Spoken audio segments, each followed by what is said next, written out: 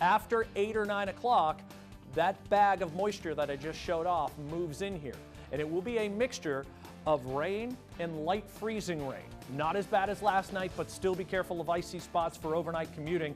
But watch what happens here. 6 a.m. we're in the 40s. So the window for icing is small, but it's still there. We'll talk about that and a much colder weekend. We start now on Local 22 News at 6. Kaya Morris ended her political career after she says she was harassed. The man who reportedly had a role faced a judge today. Plus, the TSA says it's seizing more of them than they used to recently. Some tips from them tonight on how to properly fly with a gun. And a new proposal delays Act 46, but only for a select few. Find out who next. From WVNY, this is Local 22 News at 6. Thanks for joining us tonight. I'm Lauren Maloney. And I'm Mike Hoey. We start out for you with your Crime Watch tonight. A Vermont man won't be allowed to contact former state representative Kaya Morris after pleading not guilty to a gun-related charge. That's according to State Attorney General T.J. Donovan. Police say Max Mish has been arrested for being in possession of 2 large-capacity magazines after police searched his home in Bennington. The arrest came after an investigation that Vermont State Police started nearly 2 weeks ago. A Bennington County judge has released Mish on conditions, including no contact with Morris and others, and that he also has to turn over all weapons to police. Let's get you caught up here. Last summer, Bennington Democrat Kaya Morris announced she would not seek re-election, citing a dangerous online environment. In the past, Morris said she received threats and racist comments. Prosecutors say Max Mish showed up at a news conference last month concerning Morris and made statements to reporters. According to the Burlington Free Press, Mish calls himself an online troll because it's, quote, fun. Governor Phil Scott did respond to his arrest today. I've been somewhat briefed, but I don't have all the details in that, and I understand there was an arrest made. Morris declined to comment today. Hinesburg police want to know who's behind racist and anti-Semitic graffiti found at Champlain Valley Union High School.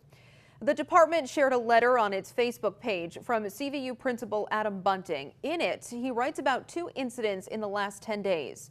The graffiti, he says, included a swastika and the N-word. The principal said this will not be tolerated, saying inclusivity is not political. It is the value that drives our school. Well, a woman from St. Johnsbury is accused of embezzling more than $2.2 million from her workplace. The Vermont U.S. Attorney's Office says they've indicted 48-year-old Jennifer Dwyer. FBI agents arrested her last month. She's the former bookkeeper at Northeast Agriculture Sales in Lyndonville.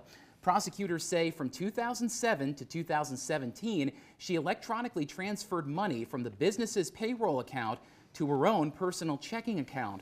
The government claims she used the money for internet gambling and to pay personal debts.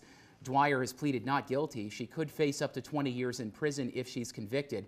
Her attorney, John St. Francis, has declined to comment today. A record number of guns were seized at New England airports, including 2 last year at Burlington International. According to the TSA, security screeners took more than 4,000 guns in carry-on bags across the country, and most, they say, were loaded. Now, in New England, 45 guns were seized in 2018, up from 29 just the year before. TSA's Federal Security Director for Vermont tells us there is a proper way to travel with guns. It's perfectly legal to travel with, if you're going hunting or you need to travel with a gun, that's perfectly fine as long as they're locked in the proper case here and they're declared ahead of time. Keep their ammunition separate and in a separate box, and let them know. Then they'll look at it, TSA will look at it, lock it up, and it's safe to go in the belly of the plane. Now, officials from Plattsburgh International say no guns were seized there last year. People who do bring weapons to a security checkpoint can face criminal charges. From the Vermont State House tonight, House members give preliminary approval to a delay of some forced school mergers under Act 46. Local 22's Spencer Conlon has been following the debate all week. He joins us live with the latest developments. Spencer? Well, good evening, Mike. This comes on the heels of a different proposal being denied just yesterday by the same body, which would have delayed the July 1st deadline for all these mergers. But as you mentioned, Mike, today's proposal includes a 1-year extension for only some. The plan comes from members of the House Committee on Education who are concerned about some districts meeting that July deadline given the complicated process. Inconsistencies with the Agency of Education have also been reported by school boards working towards a merge. This all started back in 2015 when the legislature passed Act 46, a school consolidation law aimed at creating more sustainable and efficient schools and to provide better access for Vermont students. Opponents say a delay could reverse work already done where districts are in the process of merging. What we want to do is send a message to say that the law is still the law and that we recognize pragmatically that in some districts, especially those who were led one way but then had a different result from the State Board of Education, we realize that, that the current deadline is probably too short for them. Now, the proposal does require Senate approval before heading on to the governor. There are also several pending lawsuits which could also give districts some more time to merge. Lauren? Spencer, thank you. Well, as we hope tonight's weather doesn't make for a repeat on the roads, VTrans says it wasn't easy on them either. There was a 13-car chain reaction crash in the Richmond area around this time last night. Parts of the interstate did not reopen until 9. Same for some heavily traveled side roads. VTrans said the timing of the ice made for a very difficult response. It took us quite a while to get through a lot of these areas, particularly the interstate and some of the busier secondary roads. In some areas we actually had to get some police escorts to get us up through traffic because lots of areas we had to go on the opposite side of the road, which poses a problem, for us, safety challenges. Governor Scott was asked about this today. He says VTrans' response was appropriate, saying he doesn't know what they could have done any differently. And in another kind of response, it's a battle of machine versus ice in Essex County, New York. You'll be able to see here excavators at work trying to break down an ice jam on the Au River in Upper Jay. Last night, the town of Jay declared a state of emergency. Town officials referring to public safety threats when they did that, including, quote, unexpected and severe flooding of the banks of the Au River. And also in the North Country, Clinton County Public Transit shut down its bus lines last night because of, once again, dangerous road conditions from all of that freezing rain.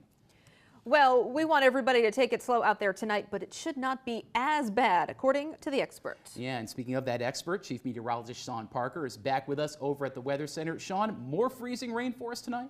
Yeah, a little bit. Max amount should be half of what we got last night, but I said it 100 times last night. It doesn't take a lot of ice to cause a lot of problems, but let's just dive into Sky Tracker radar, show you what's happening now. Things are quiet. The evening drive, your dinner plans are okay, but moisture's already starting to creep toward the New York Thruway, and it stretches all the way back into the Midwest. What plays such a crucial role with freezing rain is temperature. That might sound obvious, but what you can't see here is that around 4,000 feet, the air temperature is between 35 and 40. And as we go through time tonight, a lot of our temperatures will fall a few more degrees.